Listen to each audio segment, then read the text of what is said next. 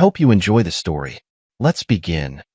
The autumn light filtered through the dining room windows of the Mallory home, casting elongated shadows across the oak table. Orrin Mallory, 45, sat at the far end, his posture rigid but composed.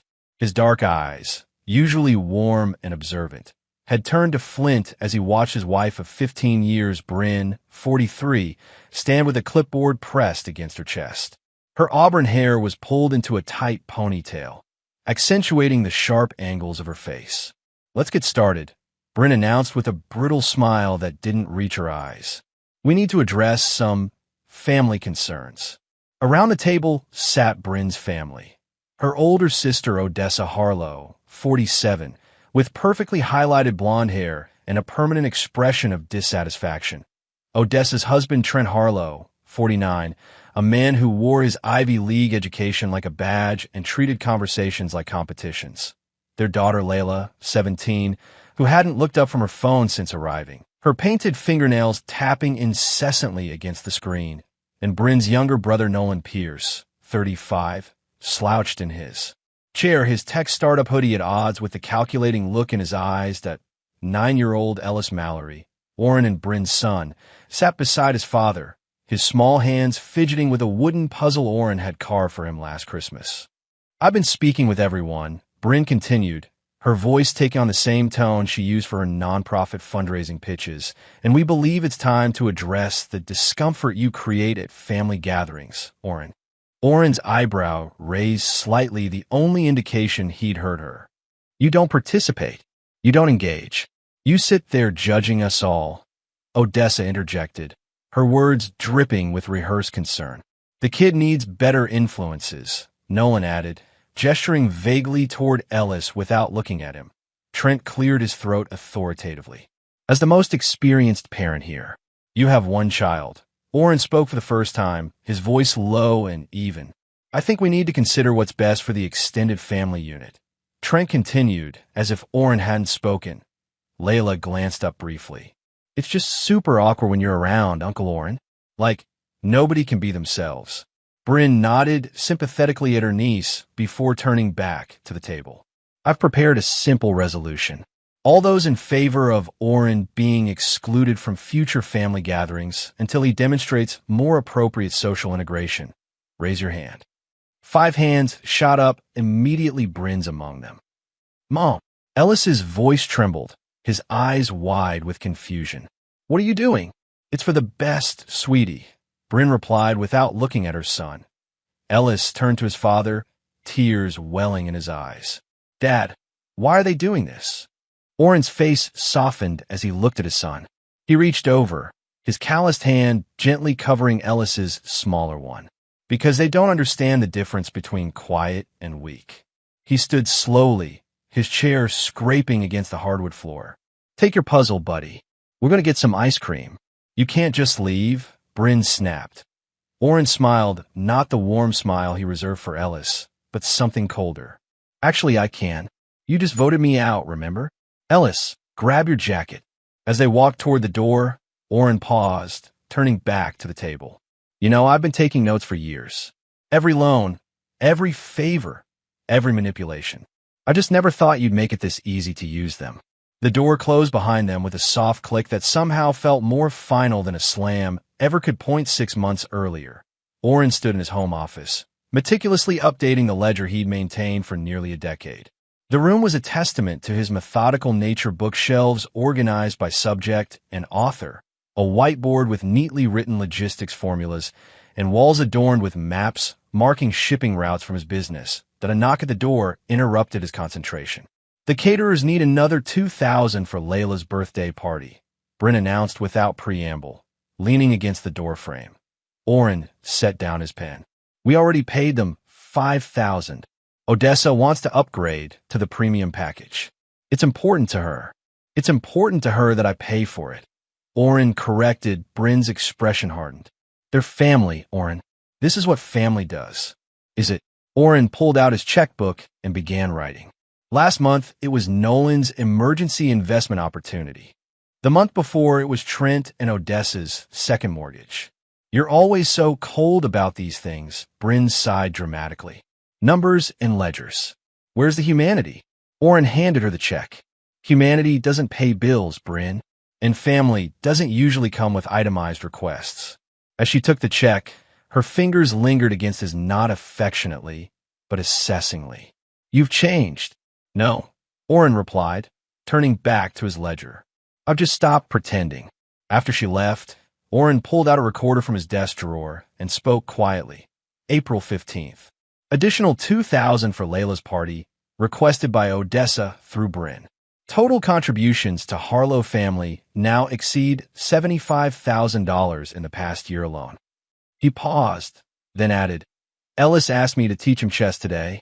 Bryn told him it was too boring and sent him to Odessa's for a proper play date with Layla, who ignored him for 3 hours while he sat alone watching TV.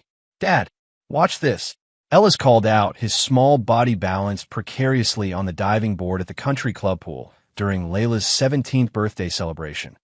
Oren looked up from his conversation with Hex Monroe, his longtime friend whose mechanical expertise had helped Oren build his logistics business from the ground up. Hex was a bear of a man with a salt and pepper beard and hands perpetually stained with engine grease, distinctly out of place among the polished country club patrons. I'm watching, buddy, Oren called back, smiling as Ellis executed a cannonball that sent water splashing over the edge of the pool. Your kid's got spirit, Hex observed, his gravelly voice carrying a warmth reserved for few people. Takes after his mother that way, Oren replied, though the comparison lacked conviction. Across the pool deck, Bryn held court with her sister and brother, occasionally glancing disapprovingly in Oren's direction. Layla sat at a separate table with her friends, making no attempt to hide her disdain for her baby cousin as Ellis climbed out of the pool and ran back to the diving board. Oren excused himself from Hex and walked closer to the pool, wanting to be near in case Ellis needed him. As he passed Layla's table, he overheard her speaking to her friends. That's my weird uncle, she said, not bothering to lower her voice. Mom says he's like emotionally stunted or whatever. Aunt Bryn basically runs everything because he's totally clueless about normal human stuff. Oren's step faltered, but he continued walking, his face betraying nothing.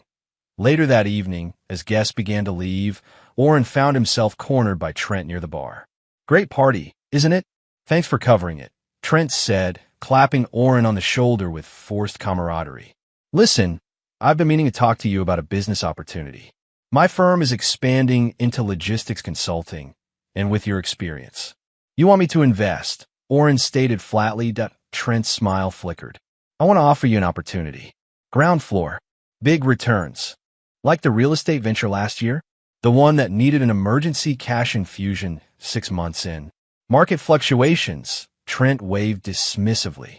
This is different. It always is. Oren sipped his whiskey. Send me the business plan. I'll review it. Great. Trent's relief was palpable. I knew you'd see the potential. And hey, family takes care of family, right?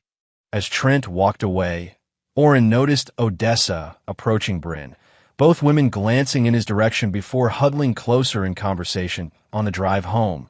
With Ellis asleep in the back seat, Bryn broke the silence. You embarrass me tonight. Oren kept his eyes on the road. How exactly?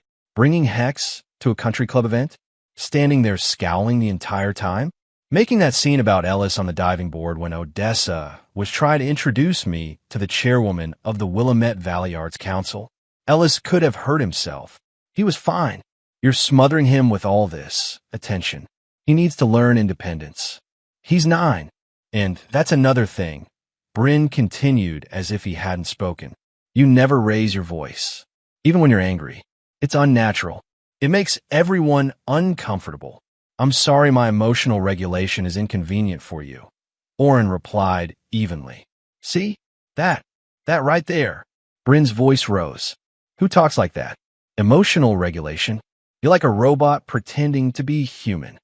Ellis stirred in the back seat, and Oren lowered his voice further. We'll discuss this at home. Once Ellis was tucked into bed, Bryn resumed her attack in the kitchen, her voice rising with each accusation. You don't care about my family. You don't care about my career. All you care about are your precious systems and your little pet project, son. Don't bring Ellis into this, Oren warned, a rare edge entering his voice. Why not? You've turned him into a mini-you already. Quiet and judging, and enough. Oren's voice didn't rise, but something in his tone made Bryn stop mid-sentence. I've supported your family financially for 15 years. I've never questioned your career choices. I've attended every function, made every donation, signed every check. He stepped closer, but Ellis is off limits. He is not a project. He is my son. Our son. Bryn corrected automatically. Is he? Oren asked quietly. When was the last time you helped with his homework? Attended one of his science club meetings? Asked him about the book he's reading? I'm busy. I have responsibilities. So do I. And right now, my responsibility is to protect my son from becoming collateral damage in whatever game you and your family are playing. Bryn's eyes narrowed. What is that supposed to mean? Oren didn't answer. Instead, he walked to his office and closed the door, leaving Bryn standing alone in the kitchen. Inside, he unlocked a drawer in his desk and pulled out a leather-bound journal. Opening to a fresh page, he began to write, his pen pressing firmly into the paper. It's time. The community center bustled with activity as Ellis's science club prepared for the regional competition. Oren moved among the tables, helping students troubleshoot their projects while keeping an eye on Ellis, who was collaborating with a girl named Penny on a wind turbine model. Mr. Mallory, a voice called from behind him. Oren turned to find Delaney Ross, Ellis's former kindergarten teacher who now ran the science club. Her warm brown eyes crinkled at the corners when she smiled, and her natural curls were pulled back in a practical ponytail. Ms. Ross, Oren nodded. The kids look ready. Thanks to you, she replied. Not many parents volunteer every week. She hesitated, then added, Ellis mentioned that Mrs. Mallory couldn't make it to the competition this weekend either. Oren's expression remained neutral. She has a fundraising event. Delaney nodded, her eyes reflecting an understanding that required no further explanation. Well, Ellis is lucky to have you in his corner. Some kids don't have anyone showing up consistently. Before Oren could respond, his phone buzzed. A text from Bryn. Need you to wire $5,000 to Nolan ASAP. Emergency with his startup. We'll explain later. He put the phone away without responding. Everything okay? Delaney asked. Family business. Oren replied vaguely. About the competition, I'd like to drive Ellis myself rather than taking the bus with the group. Is that all right? Of course. Actually, I could use the extra space for equipment. She smiled, then lowered her voice. Between us, Ellis and Penny have the strongest project. I wouldn't be surprised if they place. Oren allowed himself a small smile. He's been working hard. Later that evening, Oren sat at his desk, making phone calls while Ellis worked on homework in the adjacent study nook Oren had built for him. Parker, I need the trust documents revised as we discussed. Oren spoke quietly into the phone. Yes, including the provisions regarding custody. No, I don't anticipate needing them, but I want them in place. Yes, by next week would be ideal. After hanging up, he placed another call. X, it's Oren. Remember that warehouse space we looked at in Bellevue? I want to move forward with the lease. Yes, I know it's residential zoned upstairs. That's actually the point. As he ended the call, he noticed Ellis watching him. Everything okay, buddy? Oren asked. Ellis set down his pencil. Are you and Mom getting a divorce? The directness of the question caught Oren off guard, but he'd never lied to his son and wouldn't start now. He moved to sit beside Ellis. Why do you ask that? Aunt Odessa told Mom that she should talk to her lawyer friend. I heard them when I was getting water during their lunch yesterday. Oren considered his words carefully. Your mom and I are having some disagreements. I don't know what's going to happen, but I want you to know that no matter what, you will always be the most important person in my life. Ellis nodded slowly. If you and Mom aren't together anymore, would I still get to live with you? If that's what you want, Oren replied, his voice softening. Is it? Ellis looked down at his homework. Mom's never home anyway, and when she is, she's always on the phone or mad about something. He looked up at his father. You owe me with stuff? You listen. Oren wrapped an arm around his son's shoulders. Then that's what we'll make happen. After Ellis went to bed, Oren received a text from an unknown number. Operation Beautiful Day is in motion. Oren deleted the message immediately, then turned to his journal. Tonight's entry would be particularly detailed. Sunday dinners at the Mallory house had become a tradition that Oren silently endured. This particular evening, Odessa dominated the conversation with tales of her interior design business's latest high-profile client. Of course, I told her that eggshell was completely wrong for her complexion. The house needs to compliment her, not wash her out, Odessa explained, gesturing with her fork. She didn't get it at first, but once I showed her the seafoam samples, she practically begged me to take the project. Trent nodded knowingly. That's how it was when the Hendersons hired my firm for their portfolio restructuring. Sometimes clients don't know what they need until you show them. Speaking of clients, Nolan chimed in, his focus shifting to Oren. Any word on that investment we discussed? The Series B funding round closes this Friday. Before Oren could answer, Bryn jumped in. Of course he'll help, won't you, honey? Family supports family. The doorbell rang, interrupting the conversation. I'll get it, Oren said. Rising from the table, he returned moments later, followed by a courier in a crisp uniform. Delivery requiring signatures for everyone present, the courier announced. During dinner, Bryn frowned. Can't this wait? I'm afraid not, ma'am, the courier replied, placing 6 identical envelopes on the table. I need to witness each recipient opening their envelope and confirming receipt of the contents. Odessa picked up an envelope with her name on it. What is this, Oren? I have no idea, he replied. Taking a seat again, point one by one, they opened the envelopes. Inside each was a letter on the letterhead of Whitman, Frost & Associates, one of Portland's most prestigious law firms. The room fell silent as they read. This is ridiculous. Trent was the first to speak, his confident facade cracking. Character defamation? Emotional manipulation? What kind of joke is this? It's not a joke, Oren replied calmly. It's documentation. Bryn stared at him, her face pale. You've been recording us? Our private conversations. Oregon is a one-party consent state, Oren stated. Everything documented is legal and admissible. Nolan slammed his letter down. This is bullshit. You can't prove anything. Page 3, Oren directed. The complete transcript of your explanation for why you needed $80,000 last March. Compare it to the business proposal you showed your investors. Nolan's face drained of color. Odessa turned to Bryn. Did you know about this? Is this why you've been pushing us to? Don't finish that sentence, Odessa, Oren interrupted. You'll only make it worse for yourself. The courier cleared his throat. If everyone has confirmed receipt, I'll need signatures on this form. After the courier left, the dining room erupted. You manipulative. Trent began. Careful, Oren cautioned. Remember the letter. Every word spoken in this house is potentially being recorded. Ellis looked between the adults, confusion and fear on his face. Oren turned to him gently. Ellis, why don't you go up to your room and work on your model? I'll be up to help in a bit. After Ellis left, Bryn turned on Oren. How dare you do this in front of our son? Our son, Oren raised an eyebrow. The one you volunteered to send to summer camp so he wouldn't interfere with your sister's pool renovation plans? The one whose science competition you missed to attend Layla's shopping trip? That's not fair. No, it isn't, Oren agreed. And neither is what you've been doing to him or to me. He stood up. I think dinner is over. You all have copies of the documentation. The choice of what happens next is yours. As the others gathered their things in stunned silence, Layla approached Oren. My mom said you'd pull something like this, she said, trying to sound defiant despite her shaking voice. She said you're calculating and cold. Oren looked at her directly.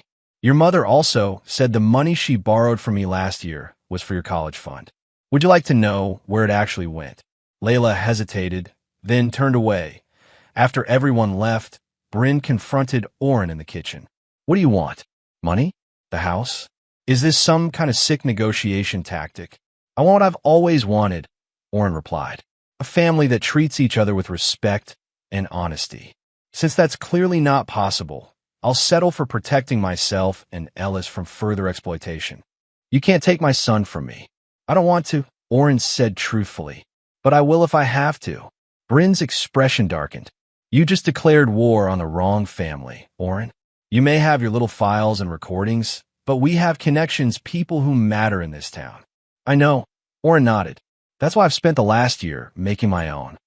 Bryn sat across from her attorney, Vance Caldwell, in his downtown Portland office. Rain pelted the windows, matching her stormy expression.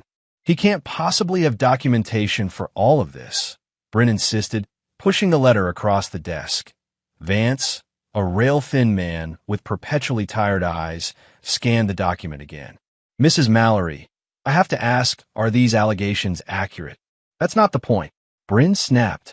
The point is he's threatening my family. He's trying to take my son. The point, Vance countered carefully, is whether he can prove what he claims. Because if he can... He trailed off, adjusting his glasses. If he can what? Bryn demanded. If he can, you have a serious problem. Vance pulled out a folder. I've reviewed your prenuptial agreement. That old thing? I signed it 15 years ago when we had nothing. You signed it, Vance emphasized, and it's exceptionally thorough. There's a clause specifically addressing emotional sabotage and family interference that gives Mr. Mallory grounds to invalidate the community property provisions. Bryn's confidence faltered. What does that mean in English? It means he keeps everything that's in his name. And based on the financial records you provided. Vance shuffled through some papers. The house is in his name. The vehicles are leased through his company. Your joint accounts are actually custodial accounts with him as the primary holder. That can't be right. I sign checks from our joint account all the time. You have signatory privileges, not ownership. Vance removed his glasses. Mrs. Mallory, did you read any of the financial documents you've been signing for the past 15 years? Bryn's silence was answer enough. There's more, Vance continued reluctantly. The trust he established for Ellis designates him as sole trustee. Your access is contingent on maintaining residency with the child, which would end with a divorce. So I get nothing. Bryn's voice rose incredulously.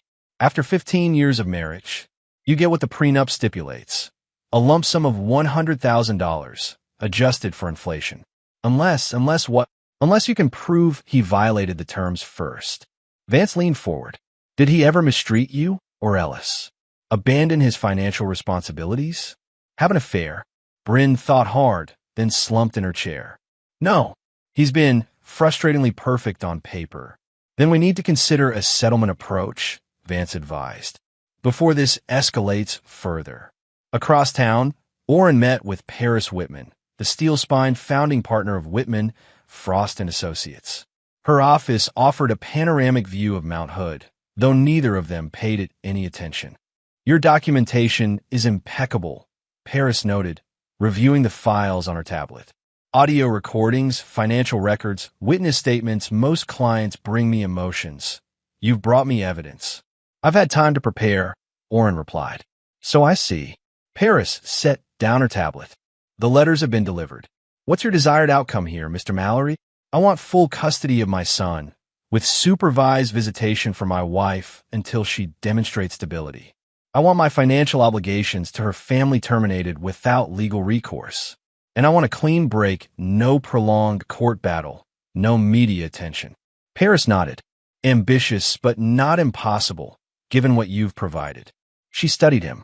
May I ask why you waited so long to act? Some of these records go back nearly a decade. Oren's expression remained impassive, but something flickered in his eyes. I thought things might change, that they might see Ellis as something more than a pawn or a burden. That Bryn might remember why we married in the first place. And when did you realize that wouldn't happen?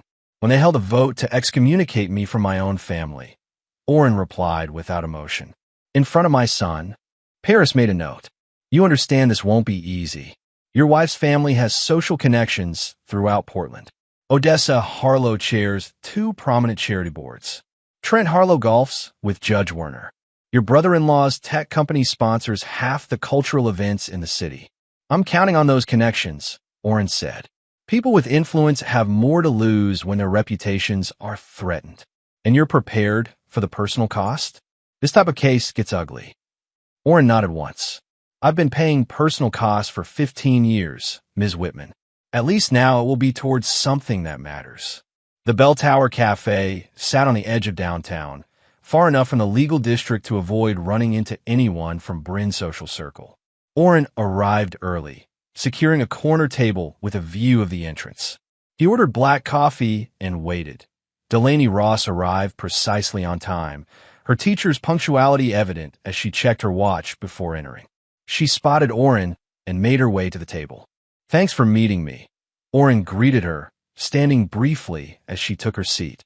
"Your message sounded important," Delaney replied, setting down her weathered leather satchel. "Is Ellis okay?" "For now," Oren said, "but that's actually why I wanted to talk to you." Over the next hour, Oren outlined the situation with Bryn and her family, careful to stick to verifiable facts rather than emotional interpretations. Delaney listened intently, occasionally asking clarifying questions, but otherwise allowing him to speak uninterrupted. "That's a lot to process," she finally said when he finished. "I always sensed there was tension, but I had no idea it had gone this far." "Few people do," Oren acknowledged. "I've kept it contained, hoping things would improve." Delaney stirred her tea thoughtfully. "Why are you telling me all this now?" "Because I'm filing for divorce and custody," Oren stated plainly. "And I need character witnesses who have observed my relationship with Ellis over time. People who can speak to his well-being and our bond." "And you think I make a good witness? You've been his teacher. You've seen us together at science club every week for 2 years. You've met Bryn on the rare occasion she attended school functions." Delaney's expression turned serious. "This isn't a small thing you're asking, Oren. Taking sides in a custody battle could affect my professional standing."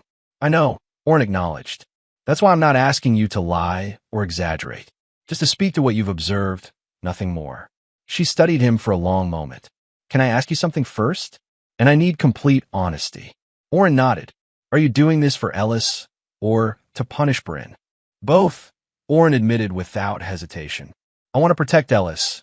And yes, I want Bryn and her family to face consequences for their actions. I won't pretend this isn't partly about justice as I see it." Delaney seemed surprised by his candor.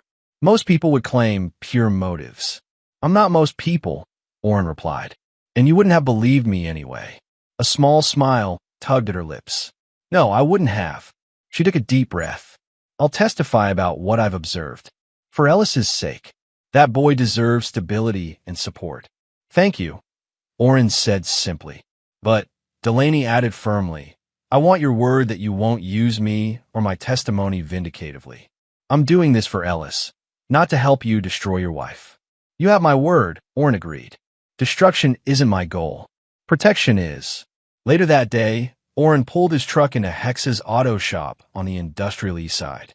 The cavernous space smelled of motor oil and metal, a scent Oren had always found oddly comforting. He found Hex beneath a vintage Mustang, only his legs visible. "Package arrived," Oren announced. Hex slid out from under the car, wiping his hands on a rag. "The warehouse keys?" Oren tossed him a small envelope. "And the zoning approval for mixed use. You can start the renovations whenever you're ready." Hex pocketed the envelope without opening it. "You sure about this timeline? Moving fast, even for you." "I'm sure," Oren confirmed. "Things are accelerating at home." Hex nodded, his expression serious beneath his wild beard. "Heard from Bryn since the letters went out." "Not directly. Her lawyer called mine. They're evaluating options." Hex gave a humorless laugh. "Rich people talk for how do we make this go away?" "Exactly," Oren agreed. "But it's not going away. Not this time." "Good." Hex tossed the rag aside and crossed his massive arms. "Never liked how they treated you. Like some ATM with legs." He hesitated, then added, "What about the kid?" "Ellis is my priority," Oren said firmly. "Everything else is negotiable." Hex studied his friend for a moment. "You know, most men would have cracked years ago. Gotten drunk, gotten violent, gotten stupid. You just got strategic." Oren shrugged slightly. "Learned early that emotions make poor advisors." "Your foster homes?" Hex asked, referencing the rare occasions Oren had mentioned his childhood. 7 homes in 12 years teaches you to think ahead, Oren confirmed. To plan exit strategies. "Well, I'm in," Hex declared, extending his hand. "Whatever you need." Oren shook the offer hand. I appreciate that. And Oren, Hex added as his friend turned to leave. Remember what we talked about. Strategy's good, but that boy needs his father's heart, not just his brain. Oren paused, then nodded once before walking out into the fading daylight. Across town, Bryn sat in Odessa's meticulously decorated living room, surrounded by her family. The atmosphere was tense, each of them still reeling from the letters they'd received. He's bluffing, Nolan insisted, pacing across the Italian marble floor. He doesn't have actual recordings. It's a scare tactic. Then why did you look ready to faint when he mentioned your investor pitch? Layla asked, looking up from her phone for once, clearly unsettled by the family crisis. Stay out of this. Odessa snapped at her daughter. This is adult business. The business of how you all got caught using Uncle Oren as a personal bank. Layla shot back. Yeah, super adult. Layla, Trent warned, but there was more fear than authority in his voice. Bryn massaged her temples. My lawyer says Oren's been planning this for years. The prenup, the house title, the accounts, everything's in his name. How did you let that happen? Odessa demanded. You're supposed to be the smart one. Me? Bryn's voice rose. This started because you couldn't stop borrowing money from him. Just ask Oren. Oren won't mind. It's what family does every time you needed something. Oh, don't act innocent, Odessa hissed. You were happy enough to live in that house, drive that car, take those vacations all on his dime while you played philanthropist with other people's money. Stop it, all of you. Trent interrupted. Fighting each other is exactly what he wants. We need to present a united front. United against what? Nolan asked. Have you seen the documentation he has? He's got emails where we literally discuss how to manipulate him.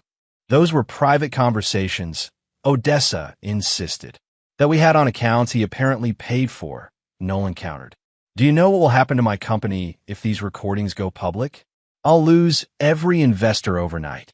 Bryn stood up suddenly. I need to talk to Ellis. Is that wise? Trent asked cautiously.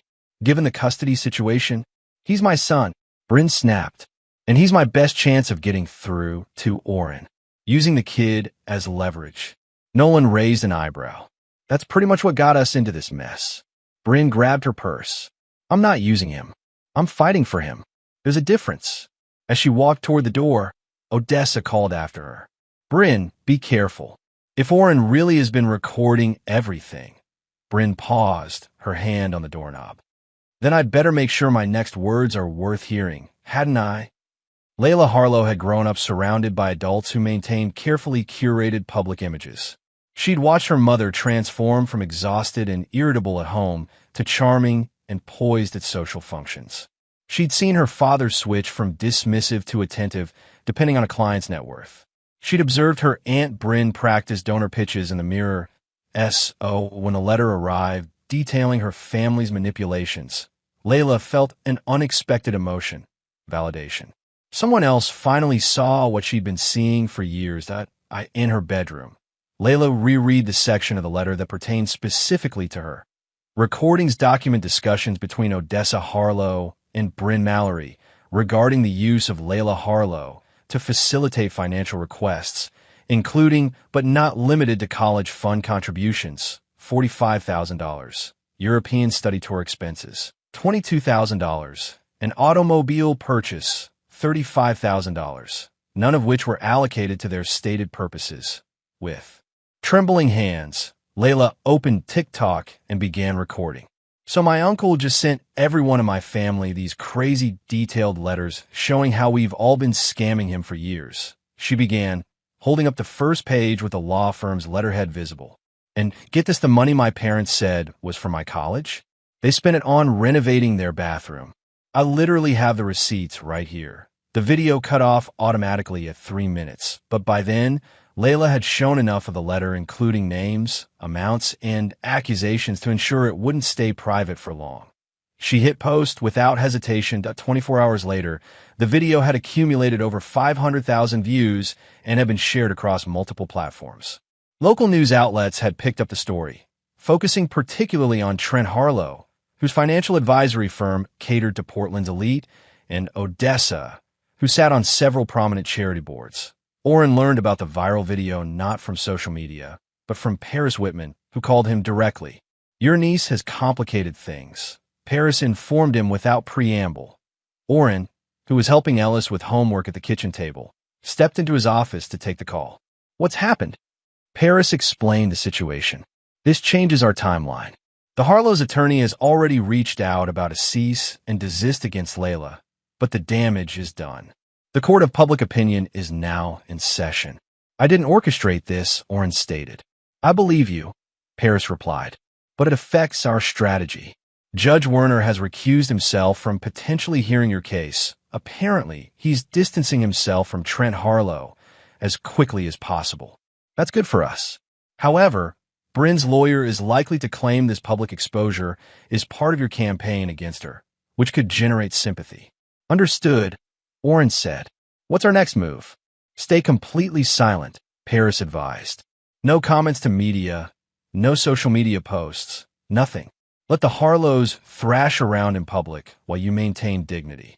Focus on Ellis, make sure he's shielded from as much of this as possible. After ending the call, Oren returned to the kitchen where Ellis was still working on his math problems. Everything okay, Dad? Ellis asked, looking up from his worksheet. Oren sat down beside him. Things might get a little complicated in the next few days. People might say things about our family. Ellis nodded solemnly. Like when Aunt Odessa told everyone at school Mom was having a hard time because you were difficult. Oren kept his expression neutral despite his surprise. When did that happen? At the school auction last month, Ellis said matter-of-factly. She told Mrs. Brennan that Mom deserved a medal for putting up with you. I see, Oren said carefully. And how did that make you feel? Ellis considered the question with the seriousness only a 9-year-old could muster. Mad, because you're not difficult. You're just quiet. He looked up at his father. Mom's the one who yells and slams doors and says mean things about everyone when they can't hear. Oren placed a hand on his son's shoulder. Ellis, I want you to know that whatever happens between your mom and me, it's not because of anything you did. I know, Ellis replied with unexpected certainty. Ms. Ross says adults make their own choices and kids aren't responsible for fixing them. Ms. Ross is very wise, Oren said, making a mental note to thank Delaney for her insight. Later that evening, after Ellis was in bed, Oren's doorbell rang. He opened it to find Bryn standing on the porch, her eyes red-rimmed and her normally perfect appearance disheveled. Have you seen the news? She demanded, pushing past him into the foyer. I don't watch the news, Oren replied calmly, closing the door.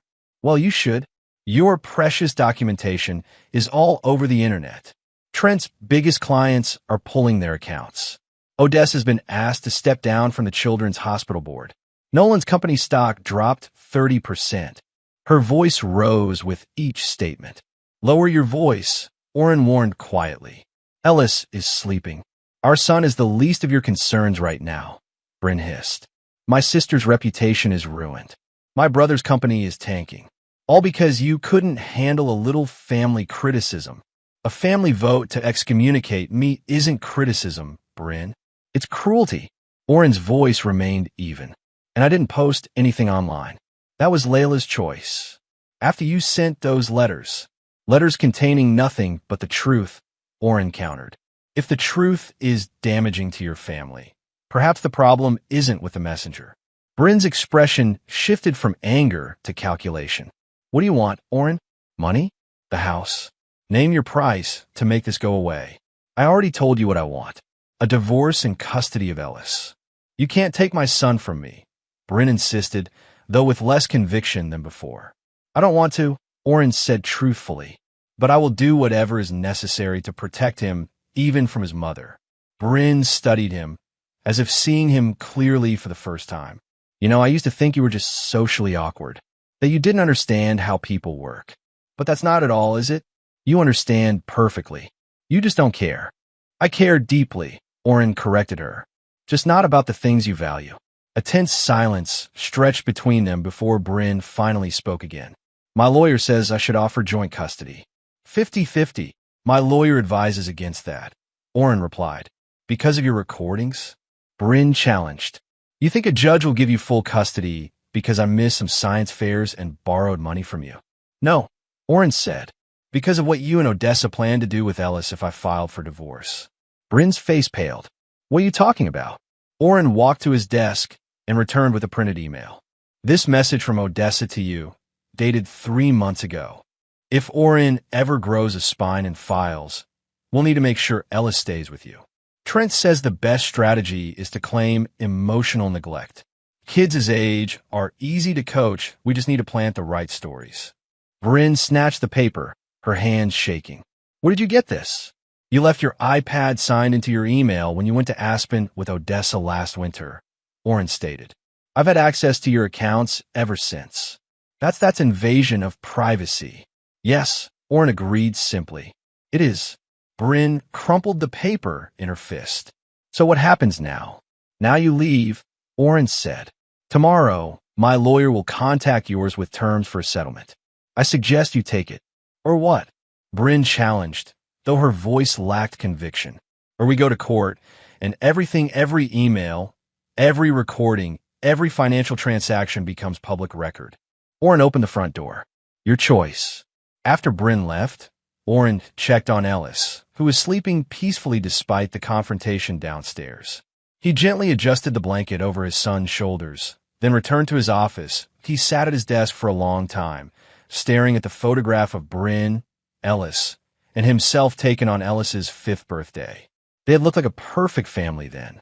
Perhaps they never were. Oren opened his journal and began to write. The Multnomah County Courthouse loomed before Oren as he ascended the steps, Paris Whitman at his side. Despite the early hour, a small cluster of reporters had gathered, alerted to the high-profile divorce case involving the sister of Nowdis Grace financial advisor Trent Harlow. Remember, no comments, Paris reminded him unnecessarily. Judge Martinez runs a tight courtroom. Stick to facts. Remain calm regardless of provocations. Oren nodded, adjusting his tie. The charcoal suit he wore was one of his few concessions to appearance Ellis had helped him pick it out the previous weekend, insisting his father needed to look like a superhero for court. Inside, the courtroom was already populated with legal teams. Bryn sat beside her attorney, Vance Caldwell, looking composed in a conservative navy dress that Oren recognized as her serious donor meeting outfit. Behind her sat Odessa and Nolan, though Trent was notably absent, likely dealing with the professional fallout from Layla's viral video. As Oren took his seat, he noticed Delaney Ross entering quietly, taking a place in the back row. Their eyes met briefly, and she offered a small, encouraging nod. All rise, the bailiff announced as Judge Elena Martinez entered. In her mid-50s with silver-streaked black hair and penetrating eyes, she had a reputation for efficiency and intolerance for theatrics. Mallory versus Mallory, she stated, reviewing the file before her. Dissolution of marriage and custody determination. I've reviewed the submissions from both parties, including the rather extensive documentation provided by the petitioner. She looked up sharply. I'm going to be clear from the outset. I have no patience for public spectacle in my courtroom. These proceedings will focus solely on the legal matters at hand, not social media drama or family vendettas. Is that understood? Both legal teams nodded their agreement. The next 3 hours proceeded with methodical precision as financial records were presented, timelines established, and preliminary witness statements entered into the record. Oren testified briefly about his relationship with Ellis, outlining his consistent involvement in his son's life, educational development, and emotional well-being. When Bryn took the stand, her testimony took an unexpected turn. Mrs. Mallory, her attorney, began, would you describe your husband's parenting style? Bryn glanced at Oren before answering. Oren is very structured. He believes in routines, consequences, educational enrichment. He's not spontaneous or particularly affectionate, but she paused, seeming to struggle with her next words. But he's consistent. Ellis always knows what to expect from him. In your own approach to parenting, I'm more flexible, Bryn replied. I believe children should experience different environments, different perspectives. My work in philanthropy has exposed Ellis to important social causes. Have you ever been concerned about your husband's emotional connection to your son? Bryn hesitated, and Oren tensed imperceptibly, waiting for the attack he'd anticipated. No, Bryn finally said, surprising everyone in the courtroom. Whatever our differences, Oren loves Ellis. That's never been in question. Vance looked startled by his client's deviation from their prepared testimony, but recovered quickly. Mrs. Mallory, given the current situation, what custody arrangement do you believe would serve Ellis's best interests? Again, Bryn hesitated. She looked directly at Oren for the first time. I believe Ellis should live primarily with his father. A murmur ran through the courtroom. Judge Martinez banged her gavel once. Mrs. Mallory, the judge addressed her directly. Are you stating for the record that you support the petitioner's request for primary physical custody? Yes, Your Honor, Bryn confirmed, her voice steady despite the tears forming in her eyes. With liberal visitation rights for me, of course. But Oren provides the stability Ellis needs right now. During the recess that followed, Paris pulled Oren aside in the hallway. Did you know she would concede custody? She asked incredulously. No, Oren admitted, genuinely surprised. I expected a fight. This changes things considerably, Paris noted. With custody essentially uncontested, we can. Mr. Mallory, Delaney approached them hesitantly. I'm sorry to interrupt. I just wanted to say that Ellis asked me to give you this. She handed Oren a folded piece of paper. He made it during science club yesterday. Oren unfolded the paper to find a crayon drawing of himself and Ellis standing before what appeared to be a new house, with the words "Me and Dad's Adventure" written across the top in childish script. He's been talking about your plans to move, Delaney explained with a small smile. He calls it your adventure together. I thought you might want to have this today. Thank you, Oren said simply, carefully refolding the drawing and placing it in his inside pocket, close to his heart. When proceedings resumed, Judge Martinez moved directly to her ruling, citing the unusual circumstance of an uncontested custody request. Based on the evidence presented and the agreement of both parties, I am granting primary physical custody of Ellis Mallory to his father, Oren Mallory, with standard visitation rights to Bryn Mallory. She fixed Bryn with a stern look. Mrs. Mallory, while I commend your apparent prioritization of your son's well-being in this matter, I must note that the documentation submitted to this court regarding your past behavior toward Mr. Mallory is troubling. Your visitation rights will be reviewed after 6 months to ensure compliance with the court's orders. By late afternoon, the proceedings were complete. The divorce was granted, the financial separation largely following the terms of the prenuptial agreement. With a few adjustments negotiated by the attorneys as they exited the courthouse, Oren was surprised to find Bryn waiting near the bottom of the steps, away from the remaining reporters. Can we talk? She asked quietly when he approached. Paris gave him a warning look, but Oren nodded. Go ahead. I'll catch up. Once they were alone, Bryn spoke first. I know you're surprised I didn't fight the custody arrangement. I am, Oren acknowledged. I read all the documentation you had. She explained. Not just the letters you sent, but the complete files your lawyer submitted to the court. She met his eyes directly. I didn't realize how much I'd let my family influence me. How I'd started seeing Ellis as an obligation rather than my son. Her voice cracked slightly. When I read the transcript of him telling you he feels invisible when I'm around, that broke something in me, Oren. Oren remained silent, allowing her to continue. I'm not going to pretend this makes everything okay between us, Bryn continued. You methodically dismantle my life, my family's security. Part of me hates you for that. I understand, Oren said simply. But you were right about one thing, she admitted. Ellis deserves better than what I've been giving him. So I'm going to work on that. I'm going to earn my way back in his life the right way. Oren studied her for a moment. I won't prevent you from seeing him. Whatever happened between us, he loves you. I know, Bryn nodded. And I'm going to make sure he knows I love him too, not as an extension of myself or my family, but as himself.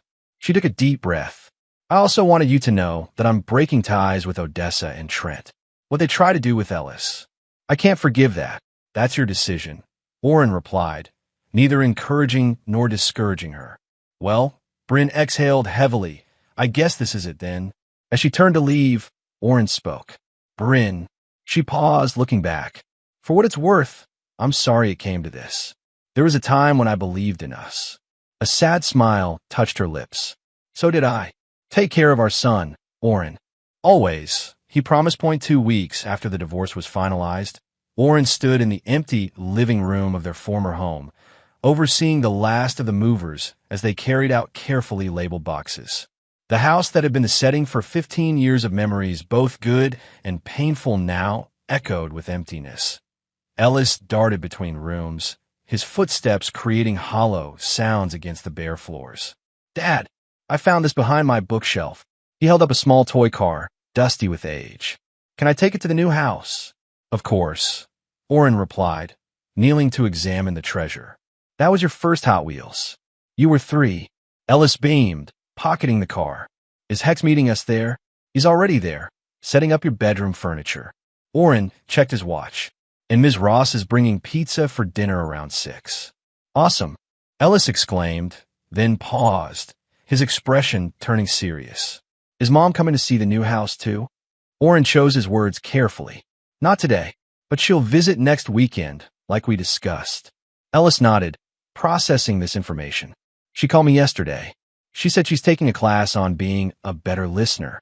"That's good," Oren said neutrally, though he was privately surprised and cautiously hopeful about Bryn's apparent effort. "Mr. Mallory," the lead mover approached. "That's the last of it. Need us to meet you at the new place?" "No, we'll handle it from here," Oren replied, handing the man an envelope. "Thank you for your thoroughness." After the movers left, Oren and Ellis stood in the empty foyer, their voices creating small echoes in the barren space. "Ready for our adventure?" Oren asked, extending his hand. Ellis took it without hesitation. "Ready." The new house wasn't actually new at all. It was a renovated warehouse in Bellevue, a small community 20 minutes outside Portland. The bottom floor housed a logistics school Oren had begun developing months earlier, while the top floor had been converted into a spacious apartment with large windows overlooking the Willamette River. When they arrived, Hex was directing 2 of his nephews as they assembled Ellis's bed frame. The burly mechanic greeted them with a hearty wave. "Place is coming together. Kitchen's all hooked up, living room's set, just finishing the bedrooms." Ellis immediately ran to explore his new space, exclaiming over the built-in bookshelves and the desk positioned to capture the afternoon light. "You did all this while planning the divorce?" Hex asked quietly, standing beside Oren in the doorway. "Had to have something to look forward to," Oren replied. "Somewhere we could start fresh." Hex nodded approvingly. "Smart as always. School opens next month."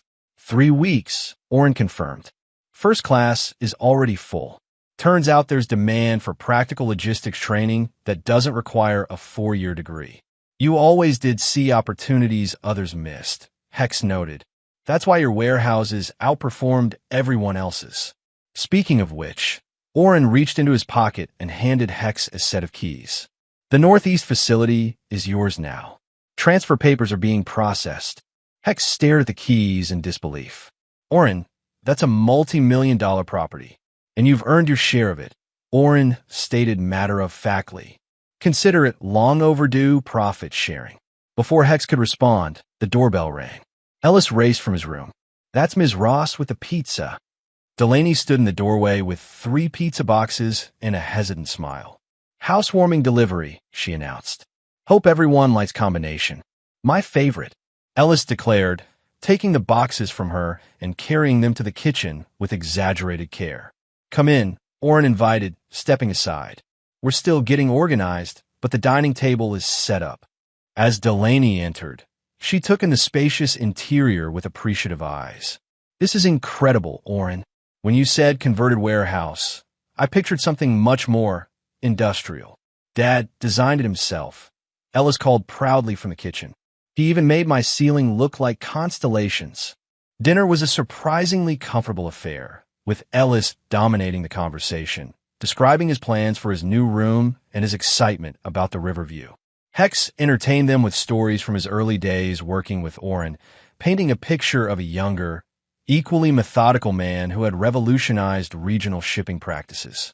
"Your dad once reorganized an entire warehouse overnight because he calculated it could save 12 seconds per package retrieval," Hex recalled, chuckling at the memory. "The other managers thought he was crazy until productivity jumped 20% that month. That's how he helps me with homework too, Ellis commented between bites of pizza. He doesn't just show me the answers, he shows me faster ways to solve problems. That's a valuable skill, Delaney observed with a warm smile. In teaching and in life. After dinner, Hex excused himself to finish some electrical work in Ellis's room, leaving Oren, Delaney, and Ellis in the living area. Ellis was absorbed in unpacking his collection of science books, organizing them meticulously on the shelves. He seems to be adapting well, Delaney noted quietly. Oren nodded. Children are resilient, and he knows this was planned, not sudden. We've been talking about it for months. You're good with him, she observed. Patient, present. I had good examples of what not to do, Oren replied, a rare hint of his past slipping into the conversation. Delaney seemed to understand without further explanation. Well, from a teacher's perspective, you're giving him exactly what he needs: stability, encouragement, boundaries. I'm trying, Oren acknowledged. It's not always easy to know the right balance. No parent does, Delaney assured him with a gentle laugh. We all just do our best and hope it's enough. Ellis approached them, holding a book about space exploration. Ms. Ross, did you know Jupiter has 79 moons? I did not, she replied with genuine interest. That's quite a collection. Dad promised we could get a telescope for the roof deck, Ellis continued enthusiastically. Maybe you could come over sometime when we're using it, if you want. Delaney glanced at Oren, who gave a small nod. I'd like that very much, Ellis, she answered. Later, after Ellis was settled in his new room and Hex had departed, Oren walked Delaney to her car. Thank you, he said simply, for everything: the testimony, the pizza, being kind to Ellis through all of this. You don't need to thank me for that, Delaney replied, her expression sincere in the soft evening light. Ellis is a wonderful boy. And you? She hesitated, then continued. You're not what people say you are, you know. What do they say? Oren asked, genuinely curious. That you're cold, calculating, emotionless. She shook her head. But that's not what I see. I see someone who feels deeply, but carefully, who plans meticulously because he values what he's protecting. Oren was silent for a moment, unaccustomed to being seen so clearly. I'm not good at expressing things, he finally admitted. It doesn't come naturally. It doesn't have to, Delaney said gently. You express yourself in your actions, in your loyalty, in the way you built this new life for Ellis. She smiled. Some people talk about love. You build it brick by brick. As she got in her car, she added, I meant what I said about the telescope. I'd love to see Jupiter's moon sometime. Oren watched her drive away, a strange lightness in his chest that he hadn't felt in years. Scene 3. A new beginning. 3 months later, the Bellevue Logistics Academy was in full operation. The ground floor of the warehouse had been transformed into a practical training facility, with shipping stations, inventory systems, and a small fleet of forklifts for hands-on learning. 15 students, ranging from recent high school graduates to mid-career professionals seeking a change, moved between workstations under Hex's watchful eye. Oren observed from his office, which featured a large window overlooking the training floor.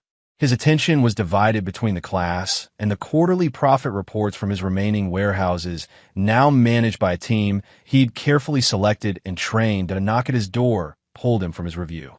Delaney entered, carrying a container of what appeared to be homemade cookies. Thought the class might appreciate a sugar boost, she explained with a smile. Ellis helped make them last night when I was helping with his science project. You didn't have to do that, Oren said, though his expression softened at the gesture. I know, Delaney replied simply. I wanted to. Over the past months, Delaney had become a regular presence in their lives.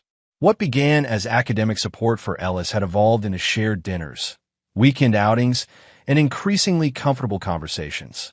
Oren found in her something he hadn't expected: someone who accepted his methodical nature without trying to change it. How's Ellis doing with the custody schedule? Delaney asked, taking a seat across from Oren's desk. The arrangement had stabilized into Ellis spending every other weekend with Bryn, plus Wednesday dinners. Better than expected, Oren replied truthfully. Bryn seems to be making genuine efforts. She's more engaged, more present when she's with him. And how are you handling it? Delaney's question was gentle, but direct, a quality Oren had come to appreciate about her. Oren considered the question with his usual thoroughness. It's an adjustment. I never wanted to keep Ellis from his mother, just from her influence becoming harmful. He paused. Seeing her change her approach has been unexpected. People can surprise you, Delaney noted. Sometimes even in good ways. Before Oren could respond, his phone buzzed with a text from Ellis. Dad, I got an A+ on my solar system model. Ms. Jensen wants to enter it in the district science fair. Oren showed the message to Delaney, a rare smile crossing his face. He worked on that model for weeks. I know, Delaney laughed. I still have glitter in my hair from helping with Saturn's rings. The easy moment between them was interrupted by Hex appearing at the door. Sorry to interrupt, but there's someone here to see you, Oren. His expression was uncharacteristically serious. It's Nolan. Oren's expression immediately closed. Send him in. Delaney stood to leave. I should get these cookies to the students before they cool. Stay, Oren requested quietly. If you don't mind. She nodded, resuming her seat as Hex showed Nolan into the office. Bryn's younger brother looked markedly different from when Oren had last seen him. Gone was the startup CEO confidence, replaced with a subdued demeanor and casual clothes instead of his usual tech entrepreneur attire. Oren, Nolan greeted awkwardly. Thanks for seeing me. What do you want, Nolan? Oren asked directly, not bothering with pleasantries. Nolan glanced at Delaney uncertainly. Anything you have to say to me, you can say in front of her, Oren stated. Nolan nodded, then took a deep breath. I sold the company, or what was left of it after everything imploded. I'm aware, Oren replied, having followed the business news. Nolan's once promising tech startup had been acquired at a fraction of its former valuation. Right? Of course you are. Nolan shifted uncomfortably. Look, I'm not here to ask for money or help or anything like that. I just wanted to say, I'm sorry. The words hung in the air, clearly unexpected even to Nolan himself. For what specifically? Oren pressed, not making this easy. For everything, Nolan admitted, meeting Oren's eyes directly for perhaps the first time in their 15-year acquaintance. For treating you like a walking ATM. For going along with Odessa's schemes. For not seeing how it was affecting Ellis. He swallowed hard. I was entitled and short-sighted and, well, an ass. Oren studied him silently, assessing the sincerity of this apparent change of heart. What are your plans now? He finally asked. Nolan gave a self-deprecating laugh. Starting over. I've got a job with a small software company in Eugene. Entry-level coding, if you can believe it. Back to basics. Humility is educational, Oren observed. Yeah, well, I'm getting a crash course, Nolan agreed ruefully. He hesitated, then added, Bryn mentioned Ellis is doing really well. That you've built something good here. We have, Oren confirmed, with a brief glance toward Delaney that didn't escape Nolan's notice. Good. That's good. Nolan stood awkwardly. Anyway, I just wanted to say that in person. And to let you know that Trent and Odessa have split up. After everything came out, their marriage couldn't survive the blame game. He seemed to debate saying more, then simply concluded, Take care, Oren. After Nolan left, Delaney turned to Oren. That was unexpected. People can surprise you. Oren echoed her earlier words, his expression thoughtful. Though not always in ways you anticipate. Does it change anything for you? She asked perceptively. Hearing his apology? Oren considered the question with his characteristic thoroughness. No, he finally said. I don't forgive what they did to me or to Ellis. But I don't need to carry the anger anymore, either. He looked out the window at his students learning below. There's more value in building something new than in dwelling on what was broken. Delaney smiled warmly. That's a good philosophy to live by. I'm learning, Oren acknowledged, the corner of his mouth lifting slightly. That evening, as Ellis chattered excitedly about his science project over dinner, Oren observed his son with quiet pride.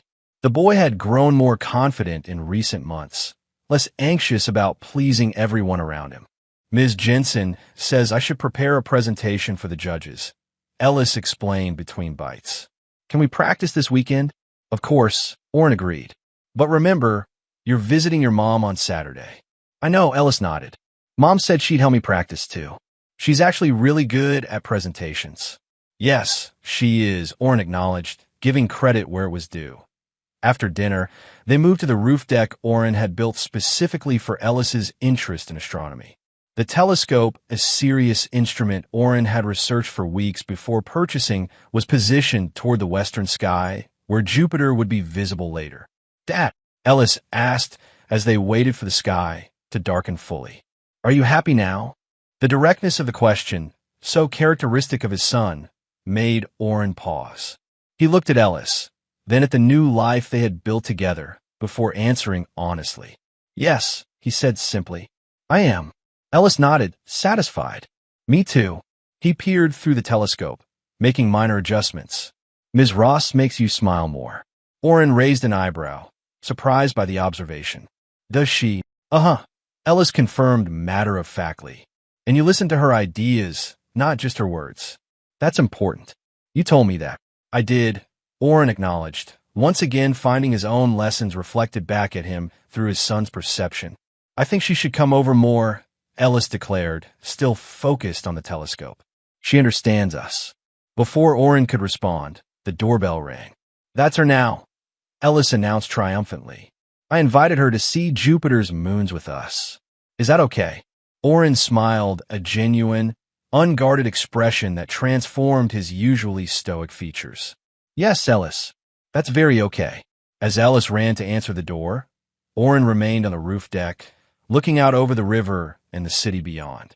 The path that had led him here had been neither simple nor painless, but standing in the fading light, he felt a certainty that had eluded him for years. He had protected what mattered most.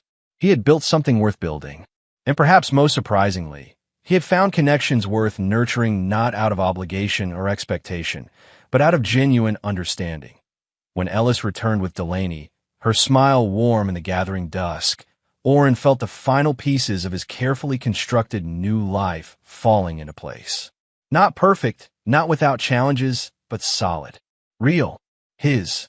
"Jupiter's moons await," he said, gesturing to the telescope. Ellis has been tracking their positions all week. As the three of them huddled around the telescope, taking turns observing the distant celestial bodies, Orin reflected that some journeys like light from those far-off moons take time to reach their destination. But when they do, they illuminate everything.